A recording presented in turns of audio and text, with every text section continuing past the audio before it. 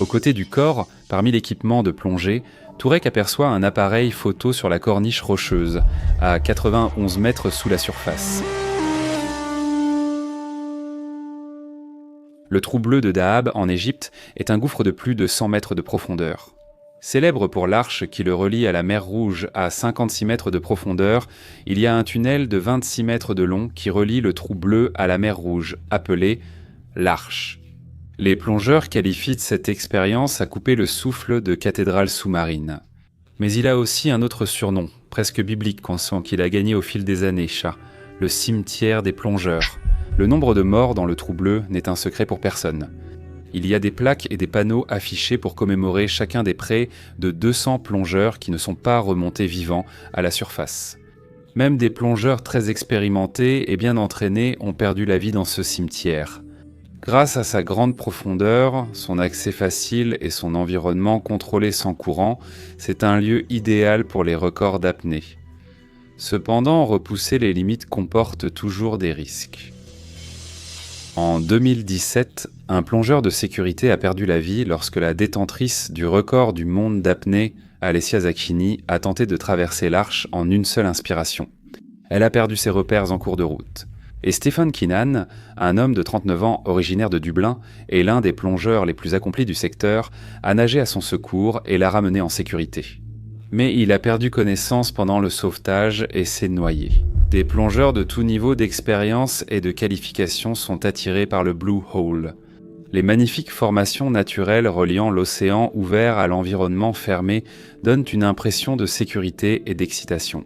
C'est cette fine limite qui le place au bord, et nous y sommes attirés. Les experts sont partagés quant à savoir si l'endroit mérite sa sinistre réputation. Le nombre de morts est élevé, mais tant que vous restez dans les limites de votre propre entraînement et expérience, tout ira bien. L'arche, située à 56 mètres de profondeur, dépasse la limite pour la plupart et atteint celle des apnéistes professionnels. Cette profondeur dépasse également la limite pour la plupart des plongeurs sous-marins amateurs. Seul un groupe très restreint de personnes a la formation, l'expérience et l'équipement pour plonger dans un gouffre de 100 mètres. Pour la plupart des plongeurs en apnée, des apnéistes et des plongeurs sous-marins, il y a des caractéristiques intéressantes à explorer dans les limites de leur niveau d'expérience et de confort. La selle à la surface, où l'océan se déverse dans le gouffre, fait 6 mètres de profondeur, ce qui la rend parfaite pour le snorkeling, juste assez profonde pour plonger et explorer. Il y a une section appelée El Bell, ou les cloches, qui descend jusqu'à 26 mètres puis passe par une courte arche vers l'océan. Toujours dans les limites des plongeurs récréatifs, les apnéistes peuvent descendre le long d'une ligne dans le Blue Hole pour tester leur profondeur. Mais la Mecque, pour la plupart des plongeurs, c'est l'arche à 56 mètres, juste au-delà des limites pour la plupart des plongeurs. Maintenant, je continue de parler des limites, et ce ne sont pas des chiffres inventés au hasard. Il y a 3 limites à comprendre dans cette histoire: le temps, la profondeur et le gaz. La majorité des plongeurs amateurs respirent de l'air, composé de 20% d'oxygène et 80% d'azote à la surface. Ce mélange est idéal pour respirer. Nous avons besoin d'oxygène, mais pas en trop grande quantité, et nos corps contiennent du gaz azote dans les tissus. À 10 mètres de profondeur, avec de l'air comprimé, nous inhalons 2 fois plus d'oxygène et d'azote. Notre corps absorbe l'azote et nous pouvons tolérer un peu plus d'oxygène jusqu'à un certain point. À 50 mètres, respirer profondément revient à inhaler 100% d'oxygène. Nous pouvons le tolérer un temps, mais pas si nous descendons plus bas. En fait, la limite absolue pour respirer de l'air en ce qui concerne l'oxygène se situe entre 60 et 70 mètres de profondeur au-delà de cela. Et vous commencez à avoir des convulsions, puis vous êtes mort. Mais il y a d'autres limites liées à l'azote. Votre corps absorbe lentement de l'azote en descendant, mais en remontant, il doit expulser cet azote. Donc il y a des limites de profondeur et de temps. Plus vous passez de temps ou plus vous descendez profondément, plus votre corps absorbe d'azote et plus il lui faut de temps pour l'expulser. La limite de profondeur pour les plongeurs récréatifs qui respirent les crins de l'air est de 40 mètres afin de ne pas s'approcher de la limite de toxicité de l'oxygène, et à 40 mètres vous n'avez que 9 minutes avant de devoir remonter. Si vous restez plus longtemps, il faut faire des paliers de décompression pour laisser l'azote s'évacuer. Mais vous ressentez aussi ses effets. La narcose apparaît vers 30 mètres, c'est un effet narcotique que l'azote a sur votre corps. Plus vous descendez profond, plus vous vous sentez assommé. Certaines personnes le tolèrent mieux que d'autres. Tout le monde finit par être assommé à une certaine profondeur. Et la narcose à l'azote disparaît en remontant aussi vite qu'elle apparaît en descendant. Tout cela en supposant que vous avez assez de bouteilles d'air pour pouvoir faire la plongée. Parce que vous inhalez plus d'air comprimé en profondeur qu'à la surface, il est simplement comprimé dans un espace plus restreint. L'arche du trou bleu à 56 mètres de profondeur dépasse la limite de sécurité, mais c'est techniquement faisable. Ce n'est pas aussi profond que les 60-70 mètres liés à la toxicité de l'oxygène. Si vous tolérez la narcose à l'azote, c'est que la profondeur vous convient. La plupart des ordinateurs de plongée incluent un modèle de décompression et indiquent où effectuer des paliers si vous dépassez vos limites. Et si vous êtes un plongeur expérimenté, calme et posé, vous ne respirez probablement pas aussi rapidement qu'un plongeur inexpérimenté. Donc peut-être qu'une seule bouteille d'air durerait assez longtemps pour faire la plongée si tout se passe parfaitement comme prévu. En avril 2000, un instructeur de plongée russo-israélien nommé Yuri Lipski, âgé de 22 ans, visite le Blue Hole en tant qu'instructeur de plongée expérimenté et responsable. Il discute avec plusieurs plongeurs locaux pour partager ses plans et obtenir des connaissances locales sur l'arche. L'un de ces plongeurs est Tariq Omar, un plongeur technique accompli qui plonge dans le Blue Hole depuis 1992 et, après 8 ans à explorer le site, connaît l'endroit très bien. Tarek dit à Yuri qu'il a besoin de 2 semaines d'entraînement à la plongée technique avant de plonger sous l'arche. Les plongeurs de loisirs peuvent toujours remonter directement à la surface sans s'arrêter pour des paliers de décompression. Mais dans une grotte ou sous l'arche, on ne peut pas simplement remonter à la surface et à 56 mètres, une seule bouteille d'air n'est pas idéal. Les plongeurs techniques apprennent à planifier les profondeurs atteintes durant la plongée. Ils savent utiliser l'équipement et les bouteilles nécessaires pour plonger en sécurité. Ils sont formés à réduire le pourcentage d'oxygène pour les sections plus profondes et à remplacer l'azote par de l'hélium afin de diminuer les effets de l'azote. La science de la narcose modifie la plage des limites. En tant qu'instructeur de plongée technique, Tarek comprend ses limites. Il sait aussi ce que cela signifie d'ignorer ses limites. Son surnom est le collecteur d'os. En tant que l'un des rares plongeurs suffisamment formés et expérimentés pour atteindre le fond du gouffre de 100 mètres, il a eu la lourde tâche de récupérer les corps des plongeurs, qui n'avaient pas compris ses limites ou pensaient simplement qu'ils savaient de mieux. Yuri se rend compte qu'il n'a pas assez de temps lors de ce voyage pour suivre 2 semaines d'entraînement avec l'un des plongeurs techniques locaux. Le 28 avril, Yuri se rend sur le site de plongée, installe son équipement de plongée ainsi qu'une caméra fixée sur la tête pour filmer sa plongée. Il rentre en avion le lendemain, c'est sa dernière chance de plonger dans le trou bleu. Nous ne savons pas exactement quelles sont ses intentions. Certains des plongeurs locaux et plus expérimentés ont dit qu'il leur avait parlé de descendre à 56 mètres pour voir l'arche.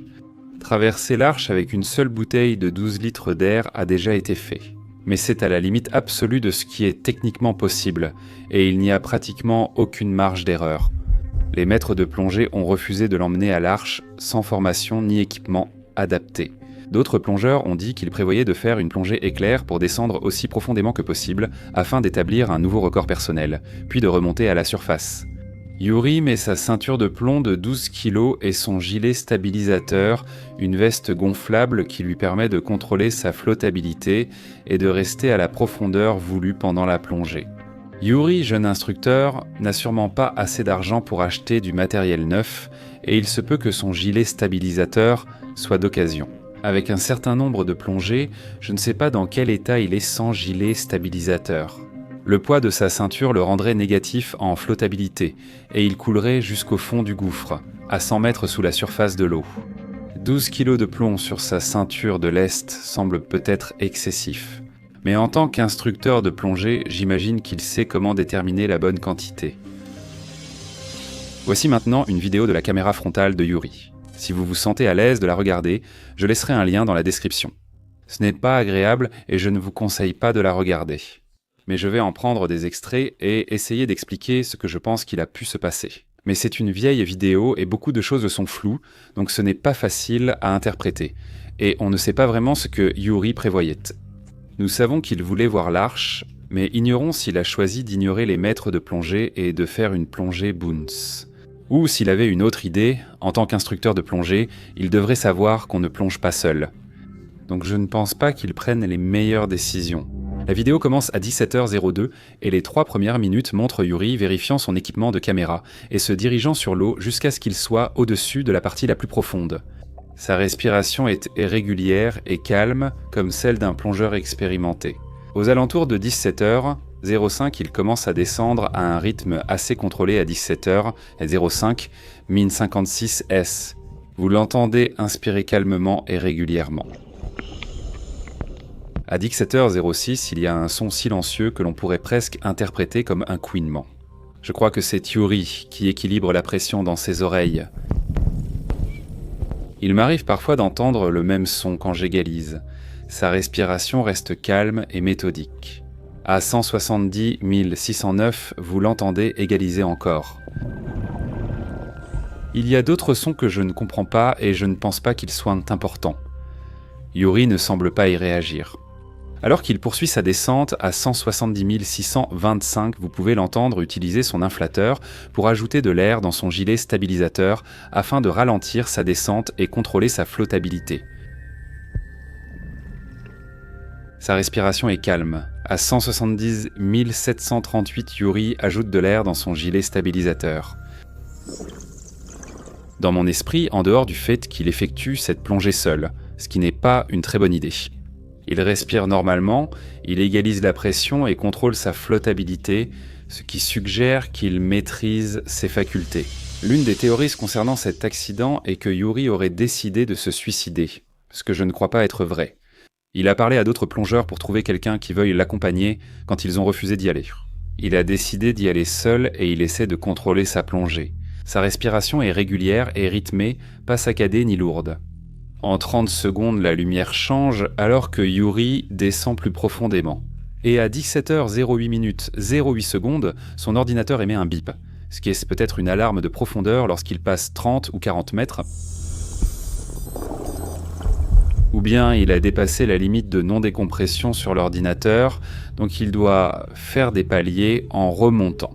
Et il a déjà dépassé les limites de sécurité récréative, parce que la visibilité chute brusquement.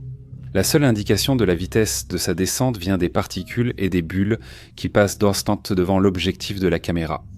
La vitesse de sa descente semble effectivement augmenter. Si l'alarme de profondeur était à 40 mètres, il a fallu 3 minutes pour l'atteindre.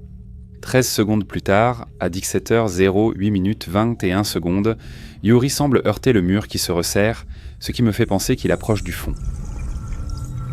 Il n'a pas ajouté d'air dans son gilet stabilisateur depuis presque 1 minute, ce qui signifie que sa descente n'est plus sous contrôle. Il est possible que son gilet stabilisateur ne se gonfle pas et qu'il le sait, donc il ne tente pas de le gonfler puisqu'il ne fonctionne de toute façon pas. Mais sa respiration reste calme et posée, donc j'imagine qu'il pense encore être sous contrôle pour l'instant. Je suppose qu'il est sous 30 ou 40 mètres profondeur où un plongeur commence à ressentir la narcose à l'azote. Plus il descend, plus il se sent sonner, et moins il a de chances de reprendre le contrôle de la plongée. En moins de 60 secondes, Yuri est passé de l'illusion du contrôle à la zone de danger. À 17h08 nous voyons son ordinateur pour la première fois, indiquant une profondeur de 81,7 mètres bildar cent. Moins de 12 secondes plus tard, nous apercevons son ordinateur presque 10 mètres plus bas, à 89,8 mètres, et quelques secondes après cela à 91,6 mètres sous la ligne de flottaison. À cette profondeur, il dépasse les limites où les gens commencent à avoir des convulsions dues à la toxicité de l'oxygène et il subit absolument une narcose à l'azote sévère. Au cours des minutes suivantes, alors que Yuri rampe le long du fond du trou bleu, on sent bien qu'il lutte pour se sortir de cette situation. Mais sa respiration demeure assez régulière. À 170 901, il réutilise ses plaques de puissance sur son gilet, sans effet apparent. Il ne commence sûrement pas à remonter. Peut-être qu'il manque d'air ou que le gilet stabilisateur a un problème. À ce stade, il n'a pas assez d'air pour remonter à la surface. Mais cela n'a pas d'importance car son cerveau ne fonctionne pas correctement. Entre la narcose à l'azote et la toxicité de l'oxygène, il ne pense pas à lâcher sa ceinture de plomb. Il rampe sur le fond, soulevant de la vase en tentant désespérément d'avancer. Mais l'enfer, je suis sûr qu'il sait dans quelle situation il se trouve. À 170919, sa respiration est encore régulière et posée, et il continue à respirer de façon relativement normale, jusqu'à 17103 quand il enlève la caméra de sa tête et qu'il n'y a plus de mouvement de caméra. Certains plongeurs qui ont parlé à Yuri plus tôt dans la journée ont remarqué qu'il n'est pas revenu. Après enquête, ils craignent tant qu'il ait tenté de plonger sous l'arche et qu'il lui soit arrivé quelque chose, donc ils donnent l'alerte. Turek Omar reçoit la lourde tâche d'aller chercher Yuri. Turek le sait. C'est ce qui arrive aux plongeurs qui n'ont pas la formation et l'équipement adéquat, et c'est précisément pour cette raison qu'il avait dit à Yuri qu'il devait s'entraîner pendant 2 semaines. Tarek a récupéré de nombreux corps de plongeurs dans le trou bleu. Descendre est facile, le défi c'est de revenir vivant. Sa planification et son équipement sont bien plus complexes que ceux de Yuri. Turek utilise un mélange de gaz pour descendre une partie du trajet. Ensuite, il passe à un mélange gazeux à plus faible teneur en oxygène pour éviter la toxicité de l'oxygène. Et il remplace une partie de l'azote par de l'hélium pour réduire les effets de la narcose à l'azote, cela s'appelle le trimix, et les pourcentages d'oxygène, d'azote et d'hélium sont soigneusement contrôlés. Pour chaque profondeur atteinte par Turek, il dispose de plusieurs bouteilles, chacune avec un mélange différent à utiliser selon le besoin. En descendant puis en remontant avec le corps de Yuri lors d'une plongée de quelques minutes, Turek retrouve le corps de Yuri et sa caméra. Ensuite, il passe 3 heures à remonter à la surface, effectuant de longues paliers de décompression. Lorsque Tarek arrive à la surface, il constate que le gilet stabilisateur de Yuri a éclaté. La vessie gonflable qui contrôle sa flottabilité ne retient plus l'air pendant les jours suivants. Tarek remet l'équipement à la mère de Yuri. Elle demande à Tarek de l'aider à démonter le kit et à inspecter la caméra. Ensemble. Ils regardent la vidéo que Yuri a filmée. Cette vidéo a été disséquée par de nombreux experts. Il existe de multiples explications et des questions auxquelles nous ne pourrons jamais répondre. Les 2 questions qui ressortent pour moi sont de savoir s'il avait l'intention de plonger jusqu'à l'arche ou s'il prévoyait une plongée moins profonde. Son gilet stabilisateur s'est-il rompu, causant sa descente, ou l'a-t-il accroché en rampant autour ? Dans ces derniers instants, selon moi, il semblait calme tout au long de la plongée, ce qui suggère que le gilet stabilisateur ne s'est pas rompu pendant sa descente. Je pense qu'il souffrait déjà de narcose à l'azote et de toxicité à l'oxygène. Je pense qu'en atteignant le fond, sa concentration a flanché durant la descente et il n'a pas réalisé la profondeur où il était. Et puis il a déchiré le gilet stabilisateur au fond. Que ce soit une erreur de jugement ou une défaillance de l'équipement, au moment où il a atteint 90 mètres, il était déjà trop tard. Il n'avait plus la capacité cognitive de lâcher sa ceinture de plomb et n'aurait pas eu assez d'air pour faire les 3 heures de palier de décompression nécessaires à la remontée. Turek dit qu'il regrettera toujours que la mère de Yuri ait regardé la vidéo de la mort de son fils.